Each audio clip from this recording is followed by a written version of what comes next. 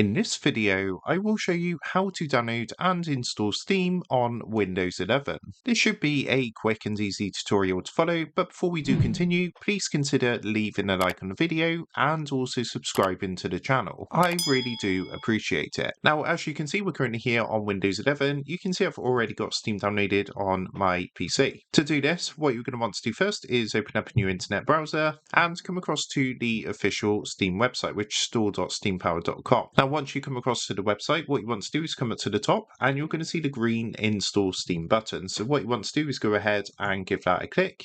And that's going to take you across to the download page. Now, it's download for Windows 11. You can see this is already preset here, but it's also available on things like Apple and a Chromebook. So basically, if you've got the Windows icon showing, just go ahead and click the blue Install Steam button. What it's going to do is start downloading the setup wizard for Steam. So you just want to give that a minute or two to download. It shouldn't take too long. And once that's finished downloading, what you can do if you don't have the download option like myself, come down to your taskbar at the bottom. What you want to do is click onto the search box and type File Explorer and then open up File Explorer underneath Best Match. What you can then do is come across to the left hand side and click onto Downloads, and you're going to see the Steam setup in here. So what you can now do is double click to start the setup wizard, and then all you need to do is simply follow the steps. So you can select your language, click Next, and then install this onto your C drive. So as you can see, that's just installed in now. It's only going to take a minute or two really to install. Doesn't take too long. And once that's done, just leave the box ticked to run Steam and then click the Finish button to close setup. So upon initially installing Steam, when you first start it, it's going to be quite a few updates. So as you can see, it's currently updating Steam. Again, this is just going to take a couple of minutes to run through and install all available updates. So you just want to give it a minute or two to complete.